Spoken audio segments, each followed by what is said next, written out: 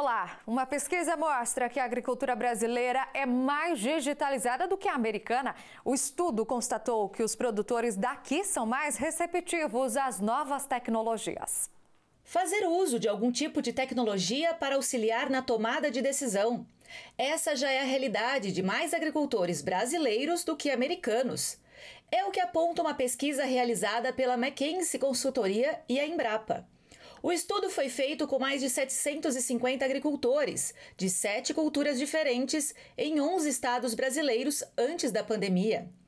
No Brasil, 36% dos agricultores fazem uso de ferramentas online, contra 24% dos produtores americanos. A maioria dos nossos produtores rurais estão conectados com o celular, têm interesse e vontade de utilizar tecnologias digitais para melhorar a sua produção, a sua produtividade, para facilitar a sua vida, para ter mais lucro, para ajudar a reduzir custos de produção. O perfil jovem da maioria dos agricultores brasileiros também é responsável pelo interesse pela tecnologia. Em algumas culturas, como o algodão e grãos do cerrado, 80% dos tomadores de decisão nas fazendas têm menos de 45 anos. A pesquisa foi realizada antes da pandemia do novo coronavírus, mas os resultados são ainda mais importantes agora, já que o uso de tecnologias de automação e conexão em campo permitem a realização de operações sem o contato físico, ou low touch. E quando a gente fala em agricultura de precisão e pensando hoje num mundo pós-pandemia, muito do que a gente vai fazer, nós vamos querer evitar tocar as coisas. Hoje todos estamos com medo de pegar numa maçaneta de porta, né? Então as chamadas tecnologias low touch ou no touch, elas vão ser muito importantes para, por exemplo, garantir sanidade animal em aviários, em ambientes de produção de ovinos, em ambientes de produção de suínos, enfim. Então, são essas tecnologias que nós vamos estar desenvolvendo cada vez mais, evitando o toque. A chamada agricultura 4.0 já era uma realidade. Agora a tendência é que se invista ainda mais nessas tecnologias no campo. E o investimento vale a pena. Pode até haver um investimento inicial, mas isso com o tempo traz um ganho e acaba trazendo redução de custos, por reduzir perdas, por se aplicar no momento correto, para se utilizar a água em momento correto. Tudo isso vai trazendo sustentabilidade, barateando o custo de produção, liberando o produtor em termos de tempo para que eles possam se dedicar a outras coisas. É garantido que aqueles que adotam com certeza vão conseguir vantagens em termos de redução de custos, de ganho de tempo, de agilidade, redução de gasto com mobilidade, enfim, uma série de aspectos que acabam no final das contas, quando vai fazer o balanço final daquele processo produtivo, fica mais vantajoso para aquele produtor. Outro setor que deve mudar de patamar é o de eventos, como dias de campo, feiras e visitas técnicas. As reuniões virtuais devem coexistir com as físicas daqui para frente. Muitas adaptações serão necessárias para atender as demandas do setor produtivo, mas o agricultor brasileiro, mais uma vez, deve ser bem receptivo. O produtor brasileiro é muito moderno, ele confia na ciência, ele gosta da tecnologia, ele se prepara e ele está preparado psicologicamente para adotar a tecnologia. O florescimento da cana-de-açúcar pode provocar perdas da produção em até 30%. O fenômeno aumenta a quantidade de fibras nos pés e está ligado ao clima, além de fatores genéticos. Nos canaviais, a mudança da paisagem coloca os negócios em risco. Os pendões florais se destacam de todas as formas. O Carlos tem uma plantação de 250 hectares e estuda o processo nos mínimos detalhes. Um material que, por exemplo, que floresce, mas ele tem uma boa produtividade, ele tem que saber manejar esse material, colocar ele nas suas condições que permitam a maior produtividade e também minimizando os riscos do material, né? A mudança é gerada por fatores como a genética, o tempo de exposição às luzes diurnas e noturnas conforme as estações do ano e a intensidade das chuvas. Com mais fibras e menos líquido, as perdas de energia podem chegar a até 30%. O que acontece quando ela está florescida, né? Há um consumo da sua energia, né, para formar a parte da inflorescência da cana. E acontece isso. ela vai perdendo o seu caldo, que vai se transformando na inflorescência, como energia, e também vai perdendo um pouco do peso que compõe essa cana, né? A cana mineirinha é a espécie mais cultivada na região pelos agricultores. A safra começou em maio e segue até setembro, garantindo a produção de açúcar e etanol pelas usinas de Campos. A antecipação da colheita é uma das medidas mais eficazes para reduzir os prejuízos causados com o fenômeno do florescimento. A seleção de mudas deve ser feita de forma rigorosa antes dos plantios, dificultando a cadeia que favorece o desperdício na forma dos pendões. Neste ano, os fatores climáticos geraram uma combinação favorável para aumentar os riscos nos canaviais. O que acontece é que esse período de chuva se estendeu para o começo do outono. Então, no mês de abril, até mesmo no começo de maio, quando os índices de chuva já deveriam ter diminuído, esses índices de chuva meio que continuaram. Isso, com certeza, deve ter deixado o solo mais úmido por mais tempo. Isso certamente influenciou na agricultura. A meta da cidade é produzir 1.400.000 toneladas de cana-de-açúcar. Nos laboratórios, a busca por aprimoramentos genéticos é constante.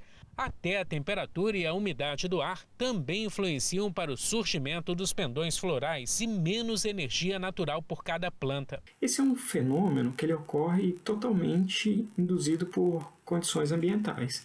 Basicamente, comprimento do dia, que é chamado de fotoperíodo, temperatura e umidade do solo.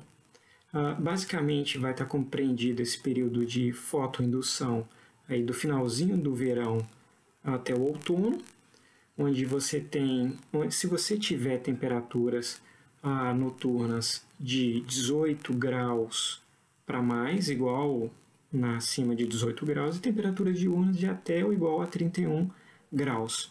E também associado a isso com a disponibilidade de água no solo, que é o que ocorreu na região de Campos, por exemplo, nesse início de ano. As condições climáticas têm favorecido o andamento da colheita da safra brasileira 2020-2021 do café robusta. Segundo informações do CPE, o volume colhido até o momento já atingiu quase 50% da produção esperada no Espírito Santo.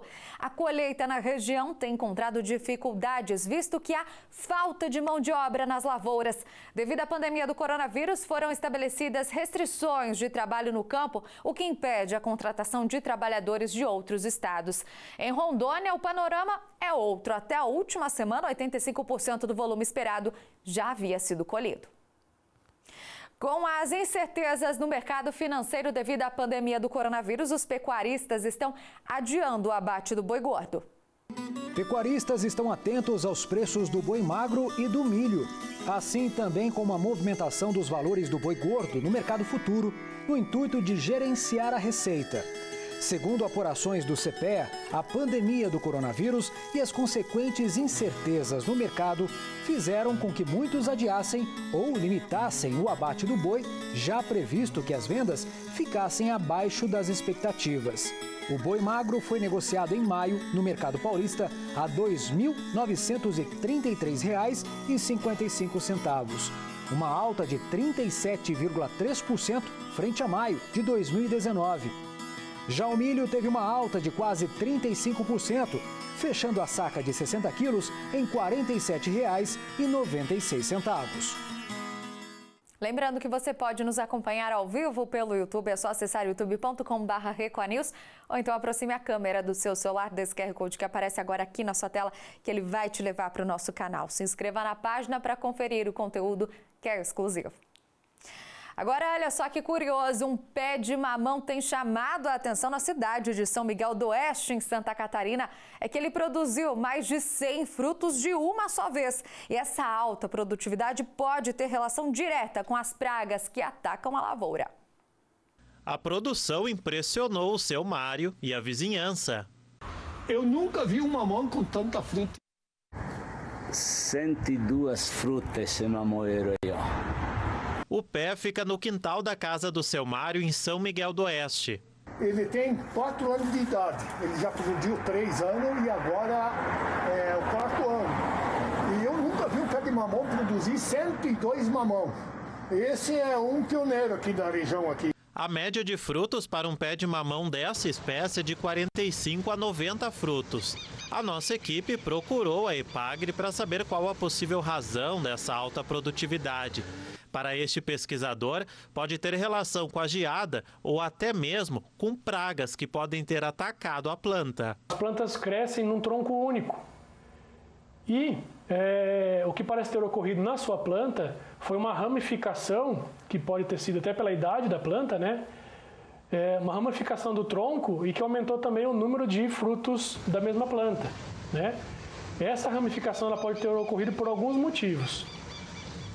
A morte do ponteiro normalmente estimula a brotação lateral e essa morte pode ser em decorrência do ataque de pragas, como por exemplo o ácaro branco, que mata o ponteiro e estimula a brotação lateral, como também pode ter ocorrido a morte do ponteiro por ocorrência de geada. Um fato curioso que está dando o que falar em São Miguel do Oeste: um pé de mamão mutante com 102 frutas. O indicador do algodão está praticamente estável há um mês. Os compradores seguem adquirindo o produto apenas para renovar os estoques. Os valores do algodão em pluma seguem relativamente estáveis no mercado interno há quase um mês, conforme indicam dados do CPEA. Nas primeiras semanas de junho, o indicador do algodão em pluma, CPEA-Exalc, com pagamento em 8 dias, subiu ligeiro 0,17%, fechando a quase R$ 2,72 a libra-peso. O feriado nacional do dia 11 reforçou ainda mais o já fraco ritmo de vendas no varejo, limitando as negociações envolvendo a pluma no mercado doméstico. Compradores seguem adquirindo o produto apenas para renovar estoques, segundo pesquisadores do CPEA, mas ainda buscam ampliar os prazos de pagamentos. Por outro lado, a recuperação da taxa de câmbio eleva a paridade de exportação, deixando vendedores resistentes a novas ofertas. O Record News Rural fica por aqui. Até a próxima.